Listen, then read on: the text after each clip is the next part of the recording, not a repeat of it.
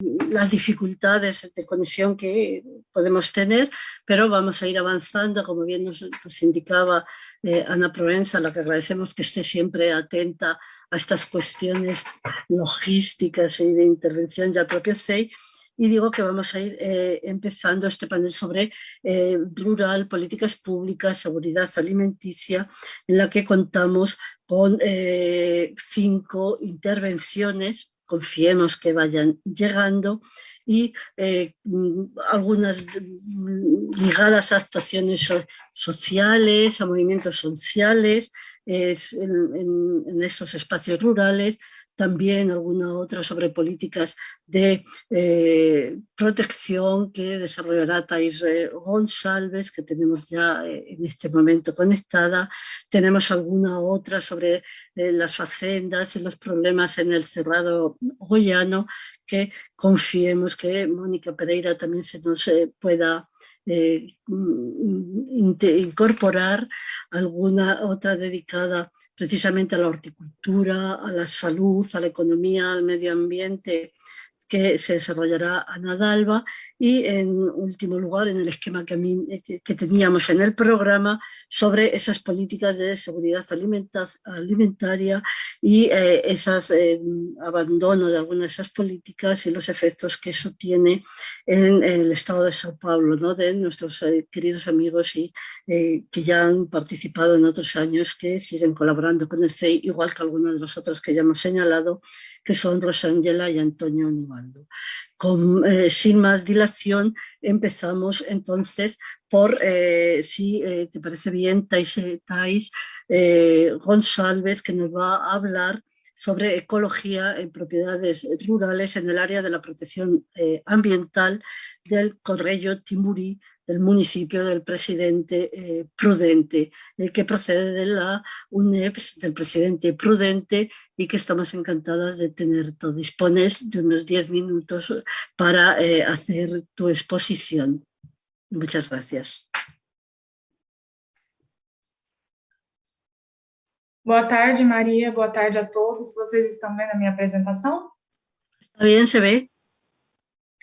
Bom, primeiro eu queria agradecer pela oportunidade de estar aqui, ainda mais porque eu caí justamente no painel da Rosângela e do Nivaldo, que são também do mesmo programa de pós, e já foram os meus professores. Estou muito feliz de estar aqui apresentando. Eu sou aluna do mestrado do programa de pós-graduação. Sim. E a minha apresentação, ela é, na verdade, o resultado do meu trabalho de graduação, né, com algumas perspectivas agora para o meu mestrado. Meu nome é Thais Helena Gonçalves, e o título do meu trabalho é sobre restauração ecológica na área de proteção ambiental do Córrego Timburi, no município de Presidente Prudente, com a orientação da professora doutora Renata Ribeiro de Araújo. Bom, o objetivo principal do meu trabalho foi, então, identificar essas áreas de preservação permanente na área de proteção ambiental do Timburi, né, para analisar a vegetação remanescente e propor, então, uma restauração ecológica para um trecho degradado de uma propriedade rural. Isso porque, analisando a localização, pela questão do tempo, nós não teríamos a oportunidade de estudar, né, a APA inteira. Bom, essa é a localização da minha área de estudo, né, está inserida aqui no estado de São Paulo, no município de Presidente Prudente, e a APA do Timburi, ela recebe esse nome justamente por estar inserida na bacia hidrográfica do Córrego Timburi, que é afluente do Córrego da Onça, e por sua vez é afluente do Rio do Peixe, um rio importante aqui para o abastecimento de Presidente Prudente. A APA ela tem aproximadamente 4.608 hectares, né, e visando isso, sabendo da importância da preservação e da conservação dos recursos hídricos, dos recursos naturais, da fauna e da flora, né, nós escolhemos aqui uma área, uma propriedade rural, que já é uma área piloto de um trabalho maior aí em parceria com a FAPESP.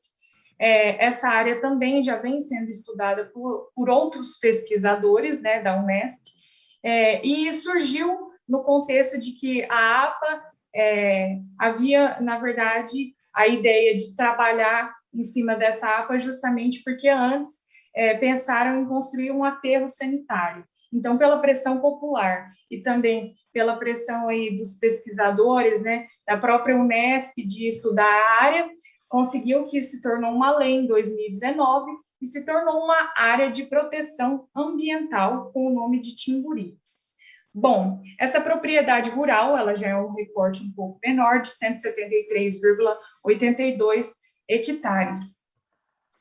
E a metodologia estabelecida para conseguir identificar qual a melhor técnica de restauração ecológica foi justamente analisar gerando produtos cartográficos. A gente sabe que agora, no momento de pandemia, também não daria para fazer muitas saídas a campo, então bastante da análise foi feita a partir de mapas para compreender os aspectos físicos naturais e como eles também podem acelerar aí a erosão, o assoreamento.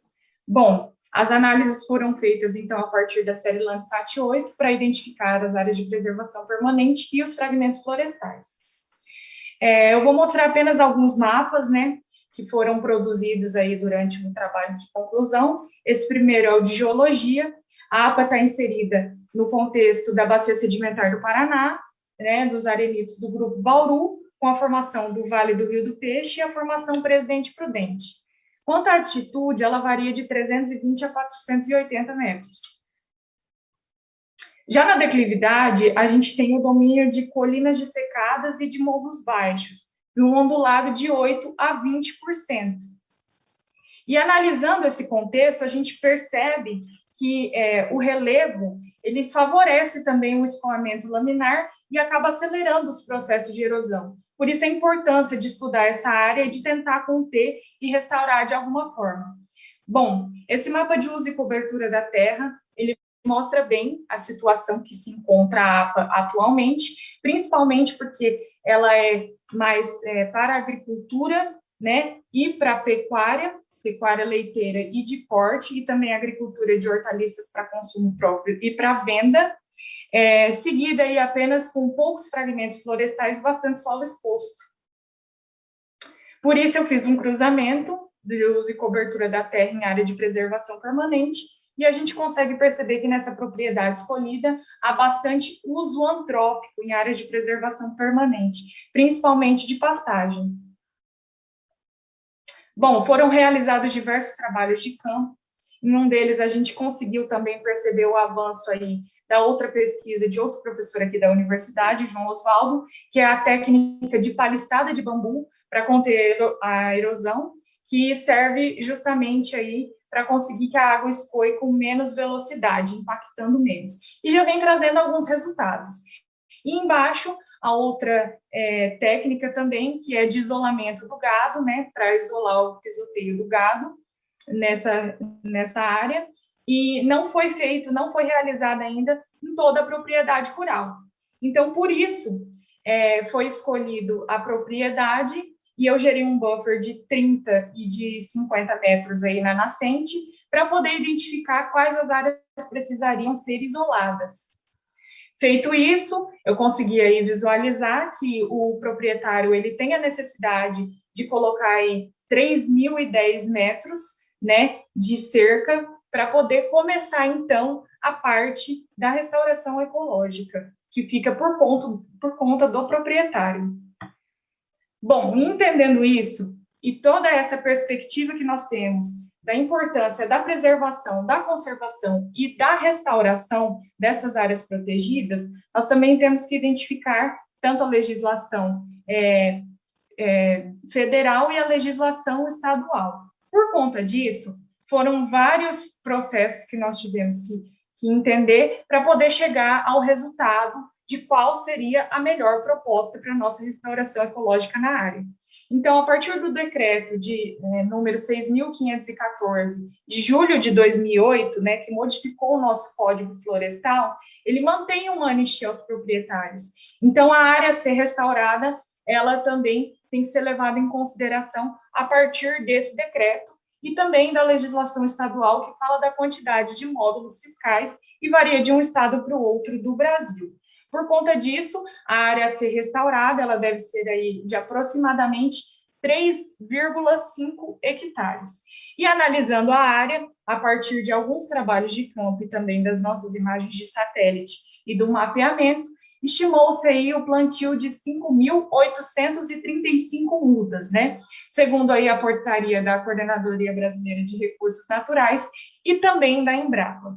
E a escolha de mudas, ela vai seguir a lista de espécies que já vem sendo indicada para a restauração ecológica aqui no estado de São Paulo, segundo a Secretaria do Meio Ambiente.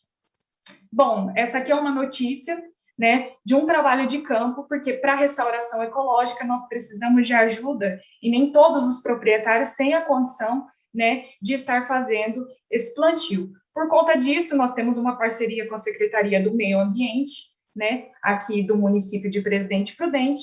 Eles toparam em fazer esse levantamento e, a partir disso, a partir do nosso trabalho, eles, então, ficaram responsáveis de fazer essa restauração e esse plantio de mudas, a partir do que eles estiverem aqui disponíveis no Horto Florestal.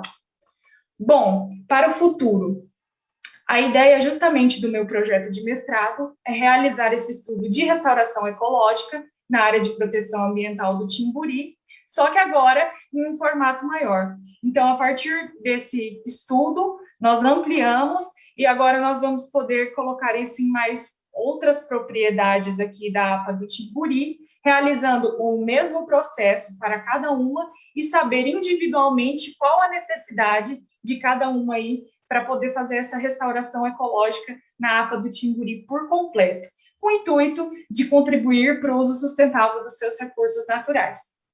E, por último, o meu mapa, agora do mestrado, que já mostra aí algumas propriedades, e outras propriedades, elas ainda não foram listadas. Então, por conta disso, nós também precisaremos ir a campo para poder identificar, colher os pontos de GPS, para poder continuar esse estudo, esse trabalho em cada propriedade aí da APA do Timburi. Bom, por hoje é isso. Muito obrigada. Qualquer dúvida, sugestão, estarei aqui. Obrigada.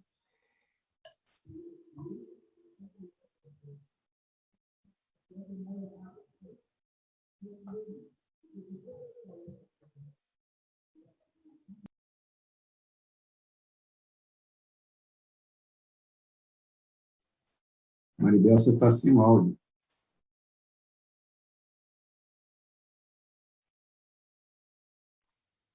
Professora Maribel, tem que ligar o microfone, por favor. Perdón, estaba pendiente.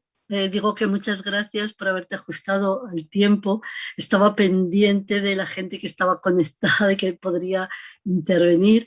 Digo que dispondremos, si no consiguen incorporarse las otras intervenciones, pero como tenemos aquí a Rosángela y al propio Antonio Nivaldo, aunque creo que acaba de... Sí, también. Bien, supongo que Rosángela es la que vas a hacer la presentación.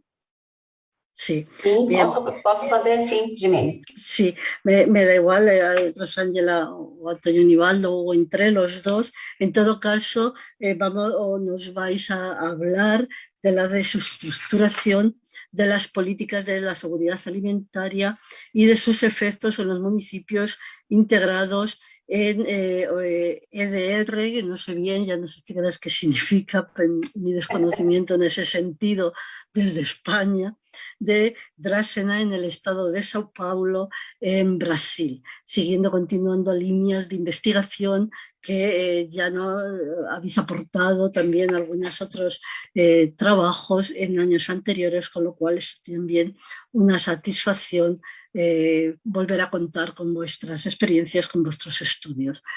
Tienes la palabra, no me atrevo a decirte 10 minutos o un cuarto de hora, porque si no hay muchas más intervenciones, dispondremos de más tiempo, pero según vayas viendo, si se incorpora más gente, pues puede ser algo más o menos, o tendremos luego tiempo para poder hablar y atender algunas preguntas. Tienes la palabra, Rosángela. Boa tarde, Jimenez. Boa tarde a todos os presentes. Muito obrigada. É um prazer estar novamente participando do 21º curso de verão do SEI, É sempre uma oportunidade importante para a gente divulgar as nossas pesquisas, receber contribuições.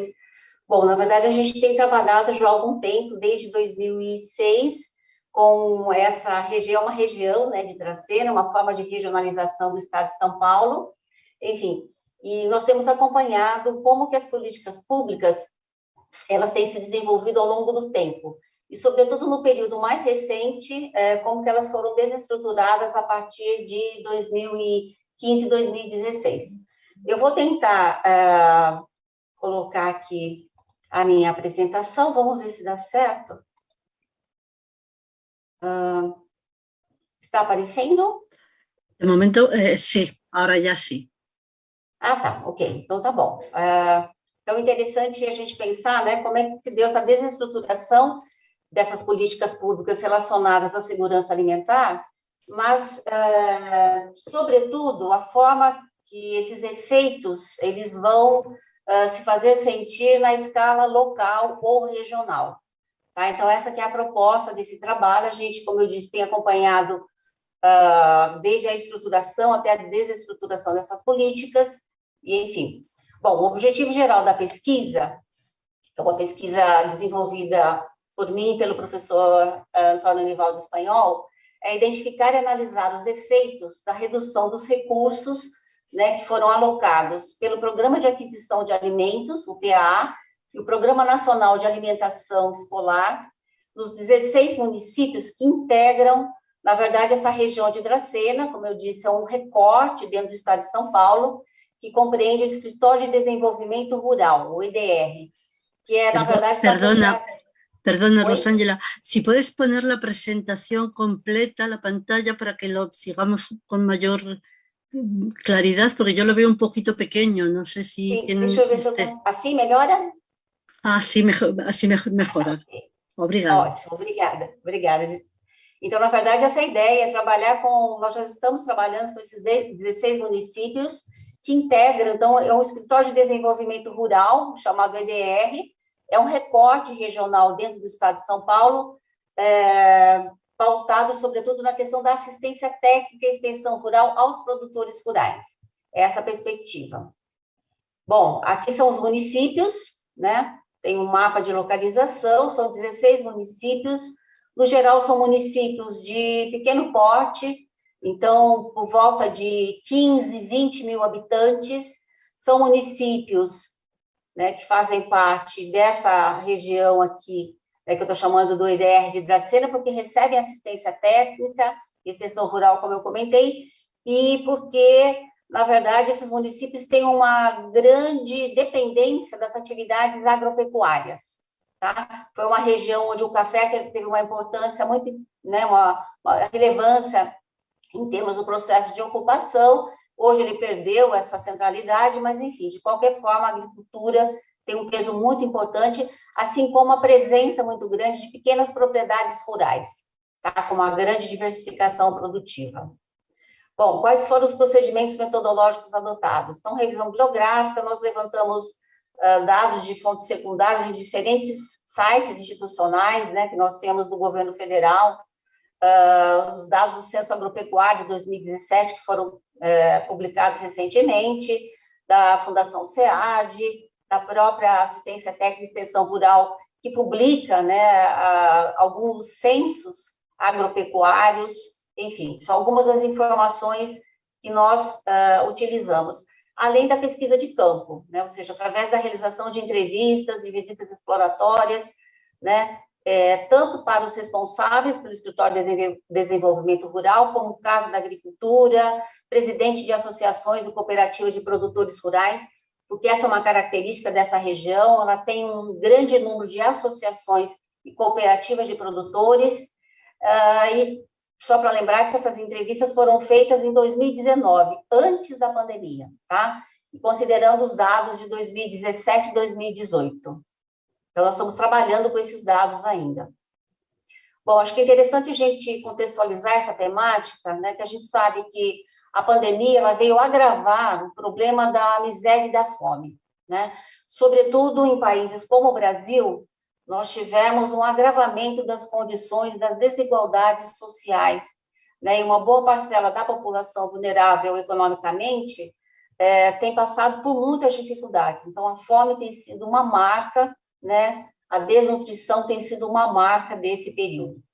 Interessante a gente lembrar também que a fome ela não decorre somente de uma produção insuficiente, até porque a gente sabe que no Brasil é um dos maiores produtores, né, de commodities para o mercado internacional, tá? Mas a gente sabe que isso está muito mais atrelado à falta de acesso, às próprias desigualdades sociais, né, e do ponto de vista da circulação, a maneira como se dá esses produtos. E parte importante dos alimentos, ela foi transformada em commodities, né? Então, na verdade, dissociando-se da sua função social, que é justamente a alimentar as pessoas de uma forma geral. Bom, a gente tem que pensar no sistema que nós vivemos atual, né? O poder dos monopólios, né? Das grandes corporações associadas às commodities, enfim, ela tem um poder muito grande, né? E isso faz com que eles acabem controlando a produção, a distribuição, a circulação e o consumo de alimentos.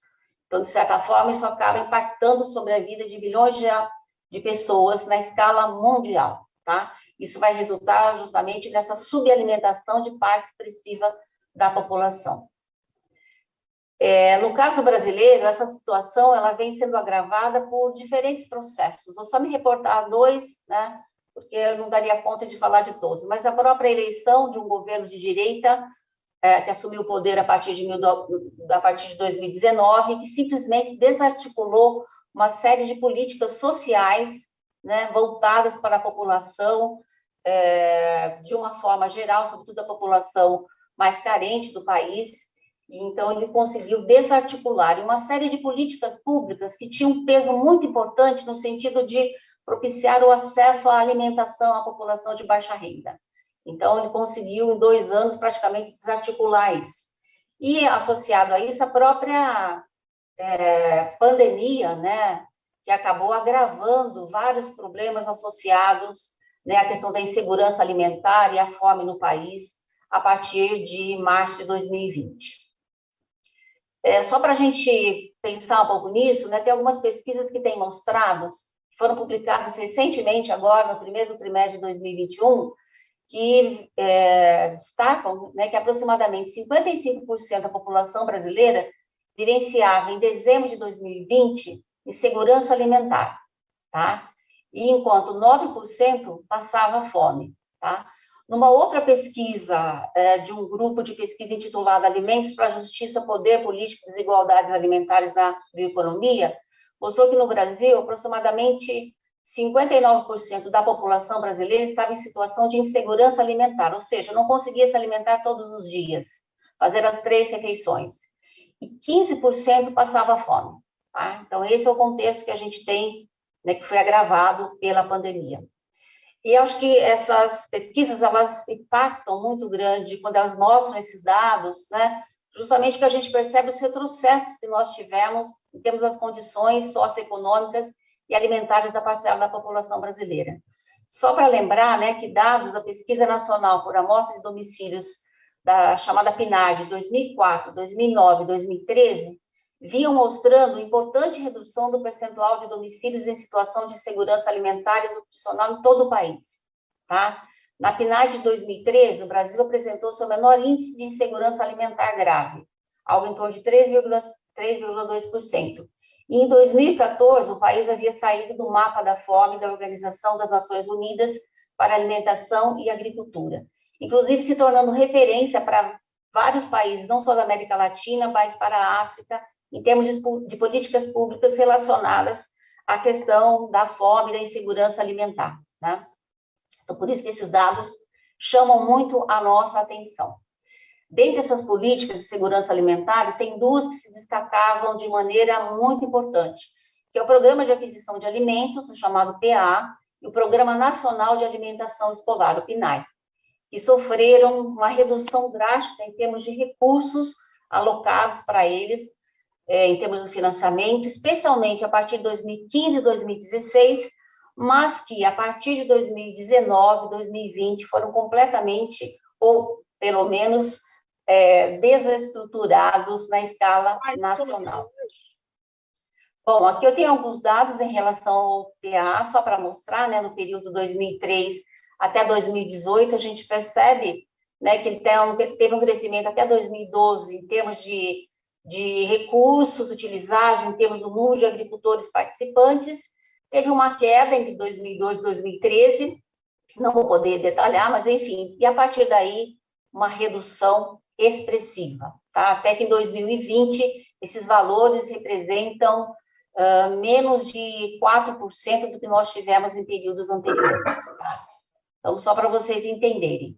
Quando a gente fala em termos do Programa Nacional de Alimentação Escolar, o PNAE, se a gente observa os dados, em 2012, praticamente 80% das entidades executoras do programa compravam produtos da agricultura familiar, tá? Em 2017, de um total de 5.570 municípios, né, que compõem o Brasil, mais de 45% haviam aderido ao programa, ou seja, adquiriam produtos da agricultura familiar para repassar na alimentação escolar, tá? E enquanto que aproximadamente 37% não haviam cumprido integralmente a legislação que é de 2009, tá? Aqui coloco alguns dados só para as pessoas terem noção, né, quando a gente está falando em termos desses recursos, até 2015 para o PNAE, e algo em torno de 41 milhões de estudantes, tá? Então, é um percentual, é um número bastante elevado, né? Considerando, enfim, a realidade de vários países europeus, né? Mas, enfim, é um número bastante elevante em termos de alunos que recebiam, eram atendidos pelo Programa Nacional de Alimentação Escolar, ou seja, recebiam produtos advindos da agricultura familiar, legumes, verduras, frutas, tá? Então, era realmente um mercado muito interessante. Bom, quais foram os principais resultados que nós chegamos com essa nossa pesquisa, né? Então, primeiro, os projetos aprovados pelo PA em 2015, né, foram executados até o ano de 2017. A partir de 2016, não houve mais aprovação de projetos nessa região de Dracena, tá? A exemplo do que aconteceu em várias outras regiões do país. Então, isso acabou fazendo com que muitos agricultores, especialmente os menos capitalizados, que eram, sobretudo, o público principal do PA, né, eles reduzissem as suas áreas de cultivo, né, e diminuíssem também a diversidade dos produtos em decorrência da descontinuidade desse programa e da própria dificuldade da sua inserção no mercado de consumidor local e regional. Se constatou também que dos 16 municípios que integram, né, essa região de Dracena, apenas 2 ainda participavam do PA em 2017 e 2018, tá? Em virtude da presença de assentamentos rurais. Então, só 2 municípios de 16, nós já chegamos a ter mais de 40 projetos aprovados nesses 16 municípios, então apenas 2 foram aprovados entre os anos de 2017 e 2018. E, além disso, quer dizer, além da redução do número de municípios participantes do Programa de Aquisição de Alimentos, nós tivemos também uma redução muito grande em termos dos valores dos projetos aprovados, do número de produtores participantes e do volume de produtos entregues, né, que foram muito inferiores quando comparados a anos anteriores. Em virtude dessas reduções, a gente percebeu, através das entrevistas, né, que isso afetou também a rede socioassistencial, né, porque o PA, ele significava o seguinte: a aquisição de produtos da agricultura familiar e a doação para a rede socioassistencial, né, que cadastra famílias em situação de vulnerabilidade social. Então, essas famílias recebiam semanalmente cestas, produtos de alimentos, enfim, produzidos pelos agricultores familiares. Então, em virtude dessas reduções, a gente teve, inclusive, uma redução no número de famílias contempladas por esses alimentos, que caiu enormemente nessa região de Dracena.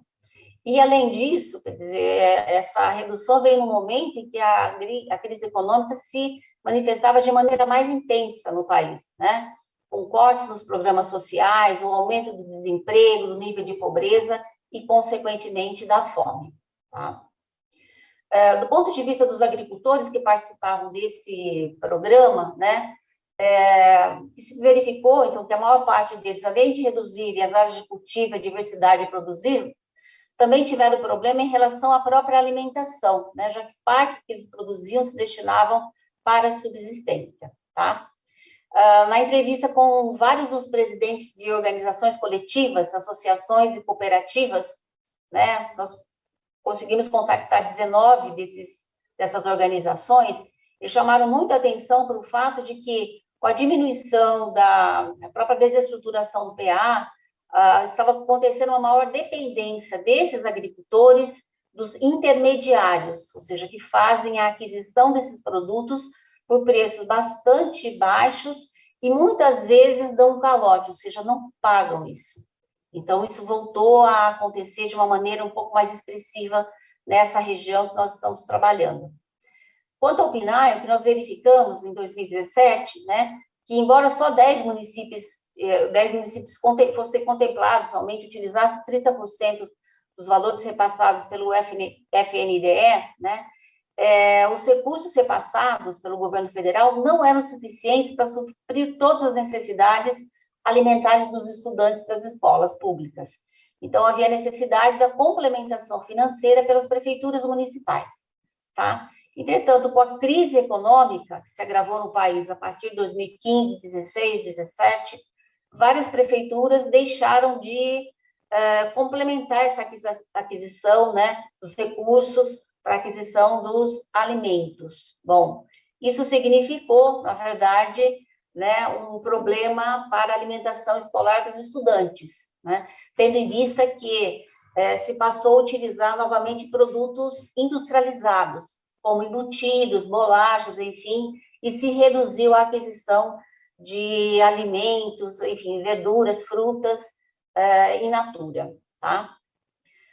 É interessante destacar que para aqueles agricultores que participavam do PNAE, diferentemente do PAA, né, embora eles tenham sentido uma redução em termos da renda monetária familiar, né, se verificou que essa dependência desses agricultores em relação ao PNAE, o escoamento da produção era menor, tá? Porque eles têm outras formas de comercializar a produção, são produtores mais capitalizados, muitos, inclusive, entregam produtos para centros de comercialização, para restaurantes, enfim, tá?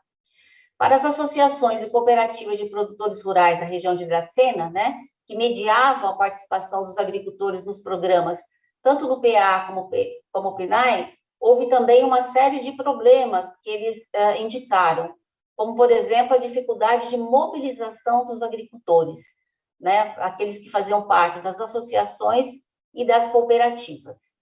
Tá? Então, isso pode, inclusive, acabar tendo outras consequências em termos da mobilidade, da capacidade desses agricultores em participarem, enfim, dessas organizações coletivas. Bom, algumas considerações finais, né? O trabalho ainda não está concluído, mas o que a gente tem percebido é que, embora os efeitos econômicos, né, e sociais sobre os agricultores que participavam do PA e do PNAE tenham sido diferenciados, né, em virtude do próprio nível de capitalização de sua maior ou menor dependência em relação a esses programas, né, a economia local, né, desses pequenos municípios foram duramente atingidas, né, seja em virtude do fato de que grande parte desses agricultores tiveram uma redução do seu poder de compra, né, porque normalmente esses pequenos produtores, eles adquirem os produtos no mercado local, no comércio local que eles precisam, né, como pelo fato de que também houve uma diminuição da oferta de produtos,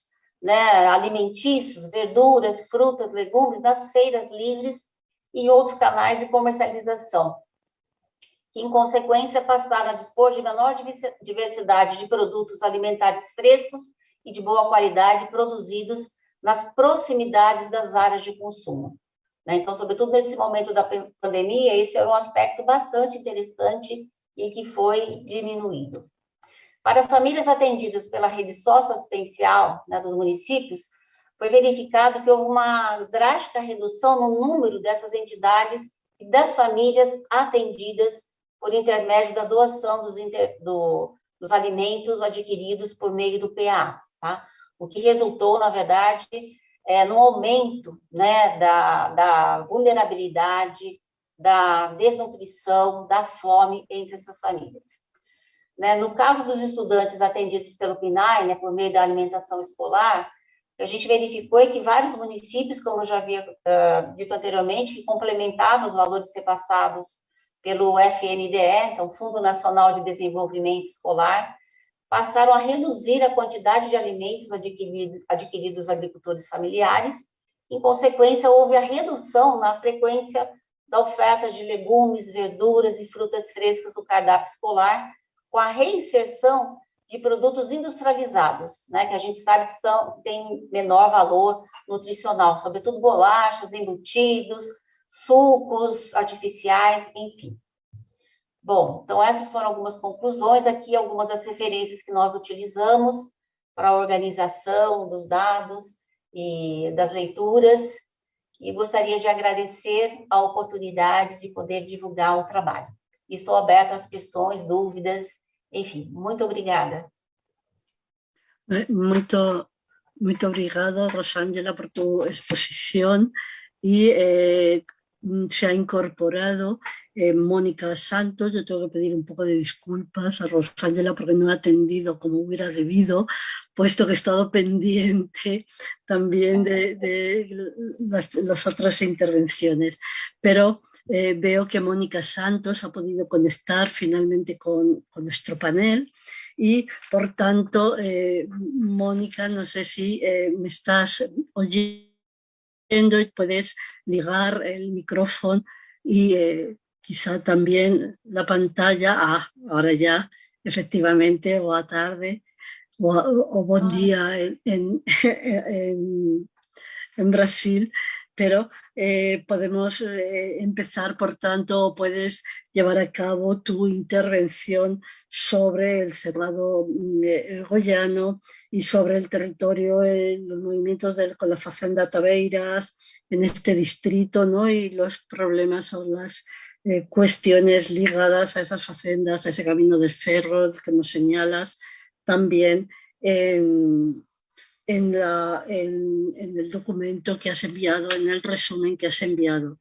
No sé si tienes problemas de conexión, porque la imagen se ha congelado, quizá a lo mejor la cámara no, pero si puedes hablar, si nos puedes señalar. Bueno, pues creo que en este momento no ha podido ser, quizá esté intentando volver a conectar, puesto que estaba, pero ha desaparecido de nuevo. Supongo que las cuestiones las conexiones, no sé si mientras tanto sí, Antonio Nivaldo, que quizás nos quieras comentar alguna otra cosa, puesto que no tenemos otros panelistas para poder contar sus experiencias o sus aportaciones interesantes que teníamos previstas para este panel. Desconocemos en este momento las circunstancias que les están impidiendo conectarse. La tarde de hoy estamos teniendo algunos problemas con los links, con el horario, quizá de que hayamos empezado más tarde y alguna persona que ha estado conectada lo ha dejado, pero confiamos que el rato que nos queda pueda incorporarse Mónica, que ha tenido que salir y que se veía claramente que tenía esos problemas de conexión, para hablarnos de esa experiencia desde la Universidad Federal de Goiás. Pero mientras tanto, no sé si Antonio Nivaldo, que veo que estabas ahí y ahora estás también con tu cara visible, ¿nos quieres aportar alguna cosa o quieres aclarar algo, o podemos debatir sobre lo que hemos hablado? Y si acaso se incorpora, porque Leia Araujo la veo como panelista, pero creo que en este panel no tenía ninguna participación, o por lo menos yo no lo he visto. Tá certo. Maribel? Bom, Sim, peço desculpas, porque eu estava tudo bem, eu estava aqui no laptop e não conseguia ativar a câmera, né? Então passei para o celular aqui, agora deu certo. Pois. Bem, enfim, só complementando rapidamente a apresentação que a Rosângela fez, Enfim, embora apareça apenas dois programas ligados, então, à alimentação escolar, aos chamados mercados institucionais, mas eles foram inovadores, enfim, eles foram lançados logo no início do governo Lula, e esse outro programa que a Rosângela apresentou, do Programa Nacional de Alimentação Escolar, que é um programa antigo, que é de 1950, mas essa mudança que foi feita em 2009, ao exigir que ao menos 30% do valor repassado pelo FNDE, que é o Fundo Nacional de Desenvolvimento da Educação, para os municípios, que essa proporção de, no mínimo, 30% passasse a ser aplicada na aquisição direta dos alimentos de agricultores familiares, foi muito importante, tanto para os agricultores, que têm um problema sério de inserção da sua produção no mercado, quanto para mais de 40 milhões de alunos, né, que às vezes têm como principal refeição aquela que eles fazem na escola. E então, esse incremento, essa melhoria da qualidade da alimentação na escola foi muito importante e desempenhou um papel muito importante, inclusive, para tirar o Brasil do mapa da fome em 2014. E, desde então, a gente tem sentido esse retrocesso, como a Rosângela apontou, principalmente do programa de aquisição de alimentos, que era doação para as entidades socioassistenciais. Portanto, ele era pago pelo governo federal, por intermédio, então, da alocação de um orçamento nesse programa. E o Programa Nacional de Alimentação Escolar, ele diminuiu em menor proporção, mas também a pressão sobre os municípios para cumprir a lei, que a lei é de 2009, ela diminuiu. E, em consequência também da própria crise econômica no país, os municípios também tiveram menores condições de alocar recursos na alimentação escolar.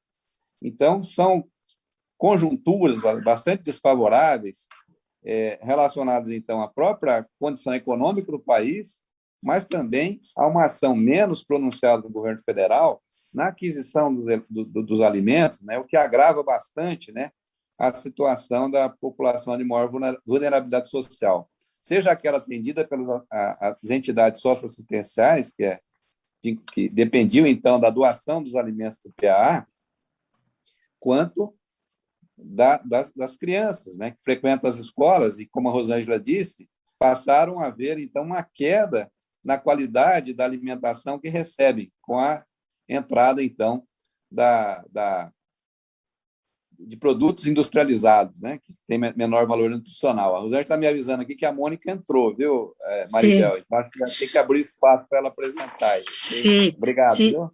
No, luego tendremos tiempo, espero, para poder falar algo más, pero quizá, Mónica, si puedes abrir tu micrófono, a ver si te oímos, y si los problemas de conexión no te podemos ver, pero al menos podemos oírte para que nos hable sobre el cerrado guayano con el tema que tenías previsto. Te vemos, no te oímos. ¿Puedes falar, Mónica? Bom dia, professora. Bom dia. Ahora por fin sí. Bienvenida. Professora, eu vou deixar a câmera desligada, Sí, porque está bien. minha internet está muito ruim hoje. Está bien, preferimos oírte y tienes la palabra. Ah, sim. Então, bom dia a todos e perdão. Então, o meu trabalho, ele fala sobre a ocupação do Cerrado brasileiro, né, um bioma território, foi essa leitura que eu busquei apresentar, e como essa reincorporação do Cerrado brasileiro foi feito por políticas nacionais do agronegócio. Então, primeiro é uma leitura sobre o Cerrado a partir das imagens que foram vendidas sobre ele, que o Cerrado brasileiro ele é um bioma único, ele só existe aqui. Então, ele tem umas características naturais que elas são propícias para a monocultura de exportação. Então, nós temos solos profundos, solos planos, muita abundância em água. Um dos 3 maiores rios brasileiros de água doce passa pelo Cerrado. Nós temos temperaturas entre 20 e 30 graus o ano todo. um período de chuva e um período de seca bem separados.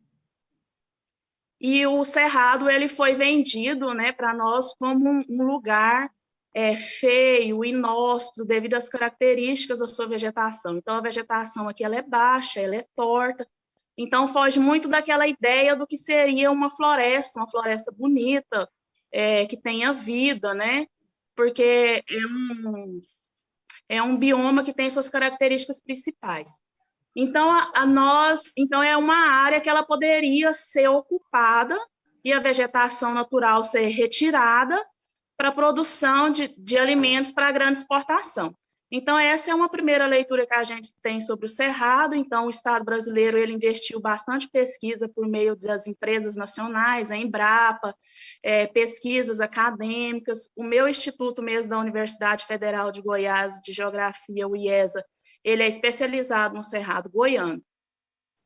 Então, primeiro é essa ideia de Cerrado feio, torto, e durante os anos 30, durante a Marcha para o Oeste do governo Getúlio Vargas, é que houve uma grande implantação de um programa que era tirar a produção de alimentos da região sudoeste, né, onde tem o litoral, São Paulo, Rio de Janeiro, e as grandes populações, e levar essa produção de alimentos para o interior do Brasil, onde que tinha uma área pouco povoada, mas com muito espaço para a grande produção.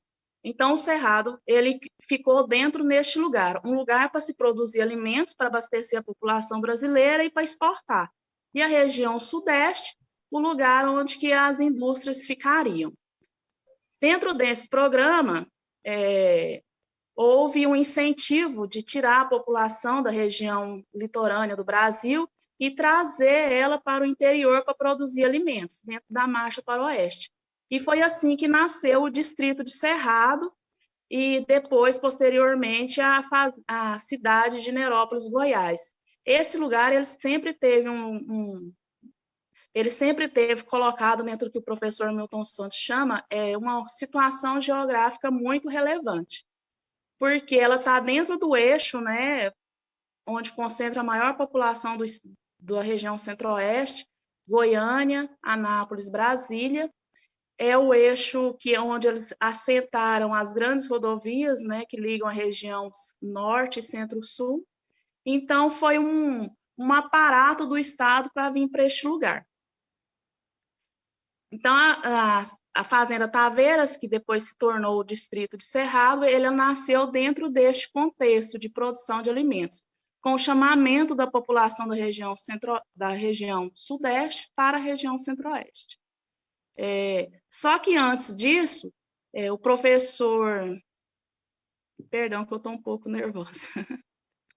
O professor Marx ele vai trazer que as cidades goianas ela nasce dentro de 3 eixos de ocupação, que é a mineração, a marcha para o oeste, a ocupação das fazendas para a produção de agricultura e a pecuária extensiva, e as ferrovias.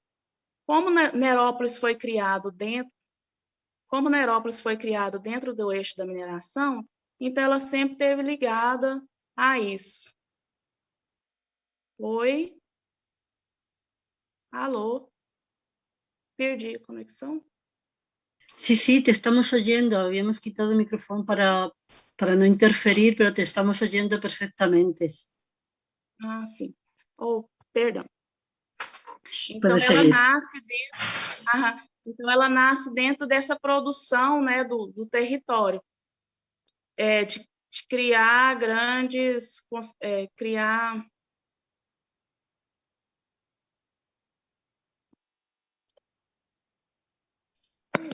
¿Sí? Ahora no te oímos, Mónica.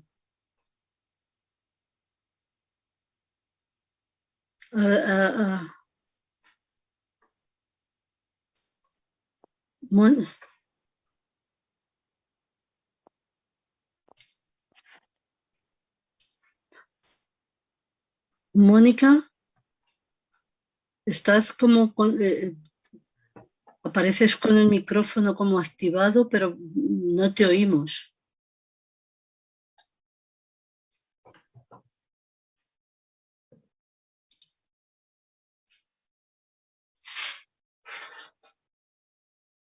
Antonio, ¿te pasa igual? ¿Tampoco se oye? Também não ouço a Mônica. Não, a Mônica acho que perdeu a... Se ha perdido. Sigue conectada, pero verdaderamente no la oímos. Una verdadera pena, porque estaba siendo interesante su intervención sobre los temas ligados a la minería en Goyas y las nuevas propuestas y las nuevas actuaciones ligadas al agronegocio, pero bueno, pues sí, todas las dificultades tenemos que, en mi tierra, aquí en España, diríamos que hay que torear el toro que sale, y en este caso no nos queda otra que lidiar este panel con lo que tenemos, ¿no? Y sí, las dificultades de la conexión, una verdadera pena, pero creo que Alba Dalva tampoco se ha podido conectar, y Ana Dalva no, perdón, creo que me equivoco, sí, Ana Dalva dos Santos. Le he visto en el chat que ponía que estaba, pero que tampoco se podía conectar como panelista, de tal manera que tampoco podemos contar con su intervención. Y sabemos que Daniel Boyano, que nos hablaba de la parte española, de la Sanabria española, si habéis estado antes ligados a la conferencia, nos han estado hablando de esos problemas de despoblación. Ayer el profesor Campesino y también el profesor Antonio Campar y el profesor Alipio de Celis nos hablaba de esos vacíos en la península y en concreto en España, esos espacios que no es que volvieran a la naturaleza, sino que se asilvestraban, se abandonaban y eran objeto de deseo de compañías foráneas, no ligadas a ese territorio, que terminaban explotando, expoliando esos bienes territoriales. Y en ese sentido yo siento que Daniel Boyano, que sé que ha estado conectado, pero que ha debido de tener también algunos problemas de conexión, no nos puede mostrar esos movimientos sociales en estos territorios despoblados de la península y de España, para ver cómo se puede afrontar esas amenazas que vienen de fuera del territorio y que quieren tener esa expropiación no solamente también de los bienes, sino también incluso de las culturas y de las propias lenguas más locales, ¿no? Una pena, digo, que no podamos contestar con él. Quizá antes la profesora Josefina Gómez Mendoza hablaba de esa lucha contra la despoblación en España y también con políticas en Portugal. En ese sentido, decía que era verdaderamente necesario, no sé si es lo primero por donde habría que empezar, pero desde luego el que esa conexión hacia el mundo desde el medio rural fuera posible. Esas conexiones a través de banda ancha, a través de bandas estables, a través de posibilitar esa conexión. No sé si es el caso de Daniel Boyano, pero desde luego Sanabria es una zona de montaña en el noroeste peninsular, en el borde con Montesiño en Portugal, y quizá haya tenido alguno de esos problemas. Evidentemente lo desconozco. Pero llegados a este punto, no sé si queréis hacer alguna intervención. A mí me ha llamado la atención, me ha preocupado, ¿no? Dentro de lo que nos ha expuesto Rosángela y también Nivaldo, sobre el tema del hambre en Brasil, ¿no? Aquí estamos hablando de territorios despoblados, de unos problemas que tienen que ver con el territorio, con el abandono, pero cuando hablamos de hambre, de alimentación de niños, de políticas públicas en ese sentido, pues quizá es aún más preocupante. Se acopla Nivaldo con Rosángela. Ahora, sí, no sé, digo que son políticas más preocupantes, que supongo que se dan en la zona que vosotros habéis estudiado, en el estado de São Paulo, pero que supongo que también es extensible a otras zonas, ¿no? A otras, y sobre todo en esta situación de pandemia en el momento actual. No sé si queréis aportar algo, si estáis que conoce también la realidad brasileña. Sí. Claro, sim. Na verdade, a realidade brasileira, e ainda no estado de São Paulo, de uma forma geral, a situação não é tão complicada. Ela está, né, a situação está mais difícil nas grandes cidades, né, onde a população em situação de rua aumentou muito, e a questão da fome, por conta do desemprego, por conta da própria pandemia, ela foi agravada, né? Então, tem tido muitas iniciativas locais, iniciativas de ONGs, de associações, de moradores, enfim, no sentido de fornecer marmitas, fornecer cestas alimentares para essa população. Então, tem acontecido uma grande mobilização, né, da sociedade civil, de certa forma, apesar de todas as dificuldades, enfim, para fornecer o mínimo necessário para uma parcela dessa população. Mas as grandes cidades, então, São Paulo, Rio de Janeiro, Recife, enfim, nas grandes cidades, esse problema da fome tem sido cada vez mais intenso, né? Mas está presente no Brasil de uma forma geral, porque a pandemia, ela agravou isso, né? Porque a maneira como a pandemia ela foi se expandindo no país foi bastante complicada, enfim, nós temos mais de 520 mil mortos, né, no momento, e por conta disso, realmente houve desemprego, aumento da violência contra a mulher, o aumento da fome, da insegurança alimentar, enfim, todos esses problemas foram agravados. E associado a isso, claro, esse momento que nós estamos vivendo, né, de um governo negacionista, onde acha que a população todo mundo deveria pegar a doença, enfim, a dificuldade no acesso à vacina. Na verdade, começou a vacinação em janeiro desse ano, nós já estamos em junho e uma parcela ainda pequena da população tem as 2 doses, né? Algo em torno de 15%, 20%, não mais do que isso, né? Então, assim, nós tivemos um agravamento das condições de uma forma geral no país.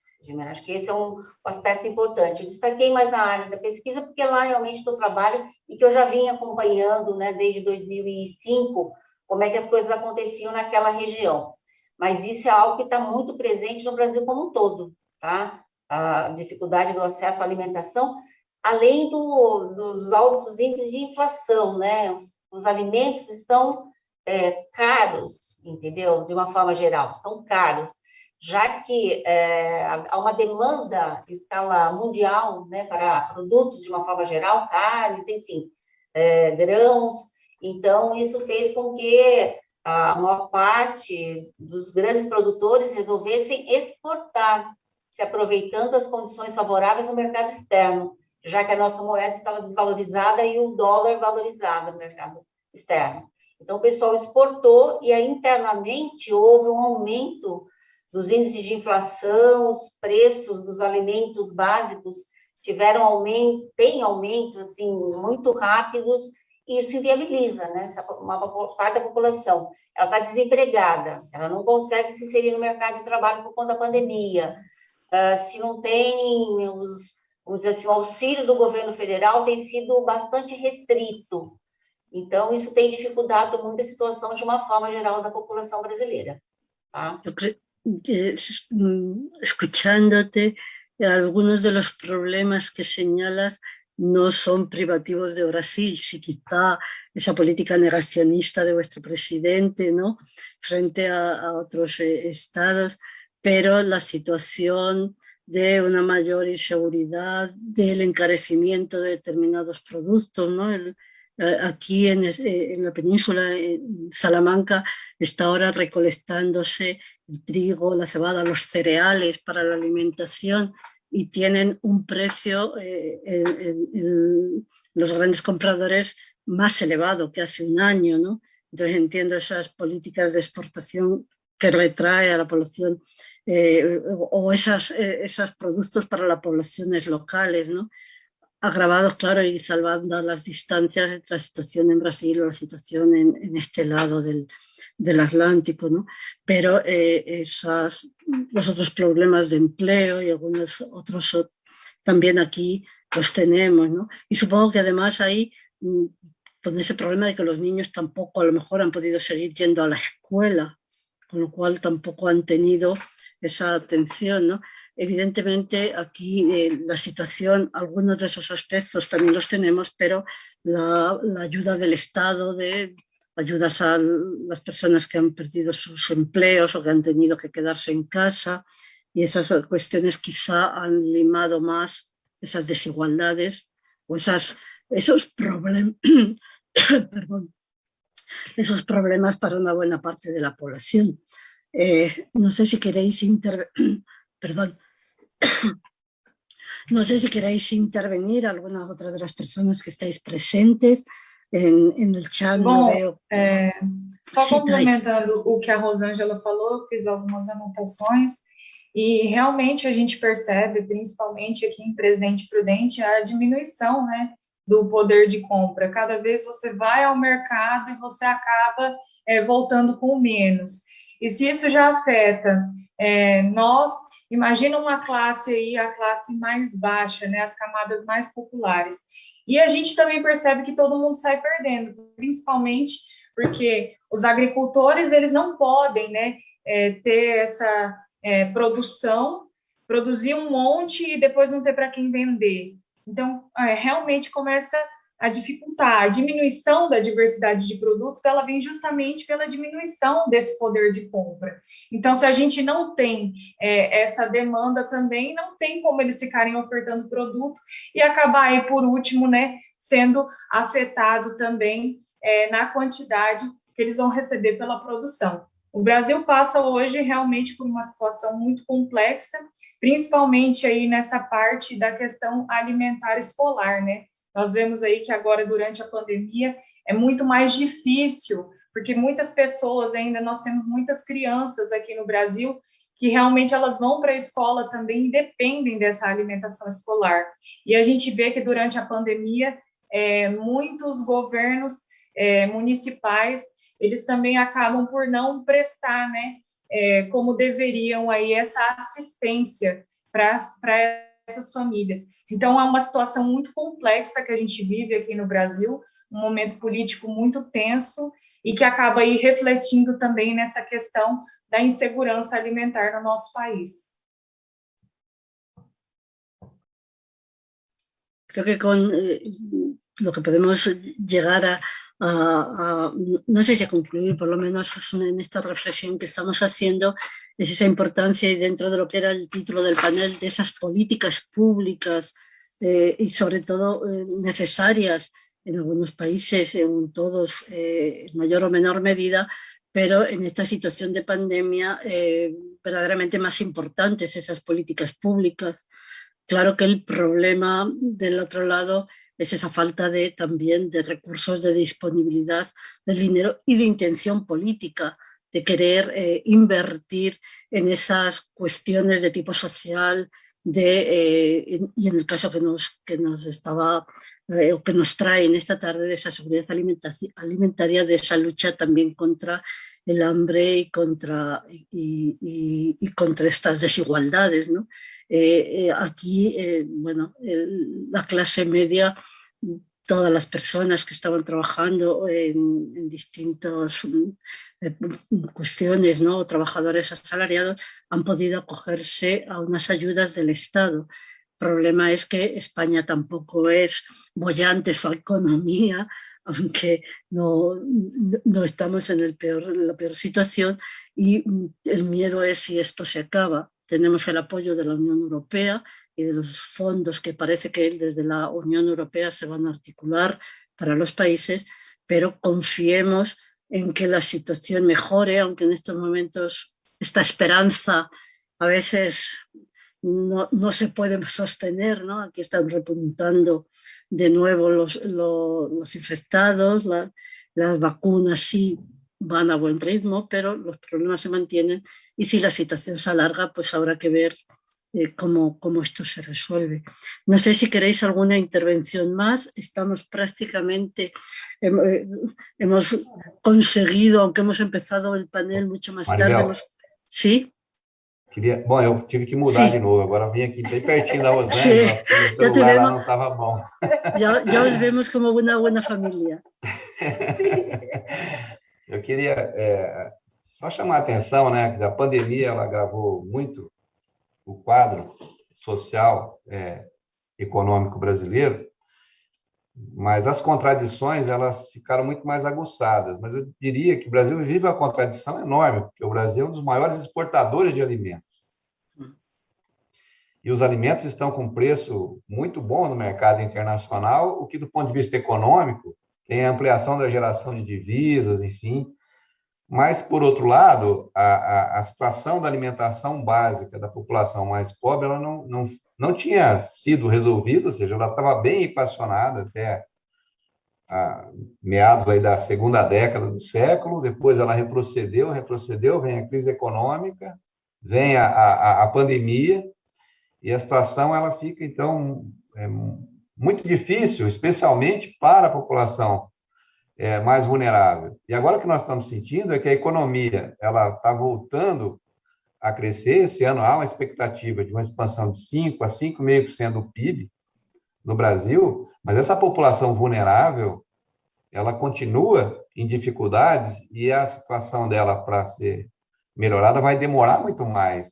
Então, os problemas estruturais no Brasil e essa contradição que nós temos de um grande produtor de alimentos, com os alimentos em preço em alta no mercado internacional, ao invés de contribuir para a solução de um problema básico, que é da alimentação, que é da fome, não se relacionam. Ou seja, esse é um problema grave. Só em São Paulo, na cidade de São Paulo, tem mais de 24 mil pessoas que não foram para a rua. E não são pessoas que trabalhavam, que perderam emprego, famílias inteiras tiveram que ir para a rua. Então, é uma situação muito delicada que o país vive, né? E com o comando, enfim, né, que não dá para se chamar de comando, né? E é uma situação em que as políticas públicas não voltarão aos trilhos tão cedo, né? Pelo menos essa é a perspectiva que a gente tem.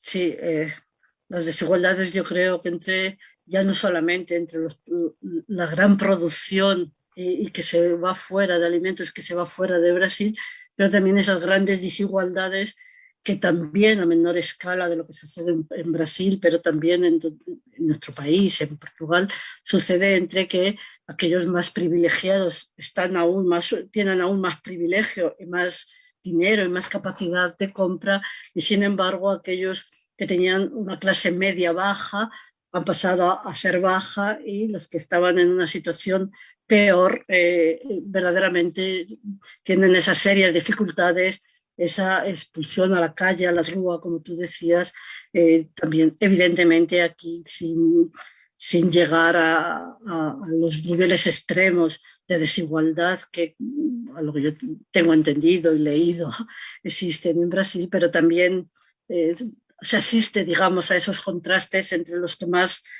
que tienen más crecen, y los que tienen menos tienen aún menos, ¿no? Esas dificultades agravadas también en este último año por la pandemia, por las dificultades de empleo, por el tenernos que quedarnos, la necesidad de habernos quedado en nuestras casas, ¿no?